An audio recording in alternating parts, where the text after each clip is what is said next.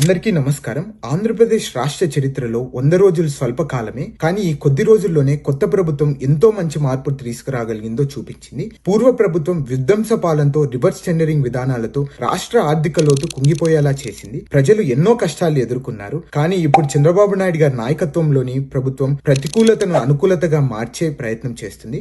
సంక్షోభంలో కూడా రెట్టింపు శక్తితో పనిచేస్తూ రాష్ట్రాన్ని ముందుకు తీసుకెళ్లేలా చేస్తుంది. సంక్షేమ కార్యక్రమాల గురించి మీ అందరికీ వివరించదలుచుకున్నాను. సామాజిక పెన్షన్ ను ఒకేసారి 1000 పెంచి మొత్తం 4000 చేసింది. అలానే బకాయిల్ని 3000 కలిపి జూలై 1వ తేదీన 7000 పెన్షన్ ను 64 లక్షల మందికి పైగా అందించడంలో దేశ చరిత్రలోనే తొలిసారిగా జరిగింది. నిరుద్యోగ యువత కోసం 16,437 ఉపాధ్యాయ నియామకాలకు చర్యలు ప్రారంభించారు.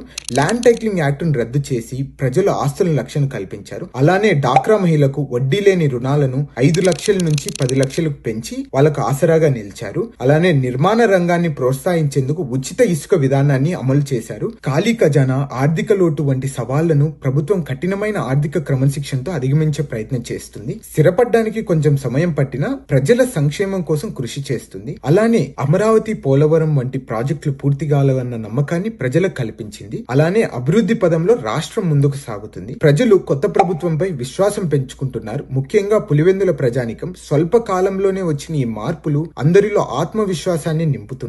ప్రతికూలతను అధిగమించి అభివృద్ధి దిశగా పయనిస్తున్న ఈ ఆంధ్రప్రదేశ్ రాష్ట్రం మన అందరం కలిసి ఈ ప్రయాణంలో భాగస్వాములు కావాలని మనస్ఫూర్తిగా కోరుకుంటున్నాను. అలానే ఆంధ్రప్రదేశ్ అభివృద్ధికి మన సహకారం అవసరము. మనమందరం ముందుకు కలిసి సాగుదాం. Thank you.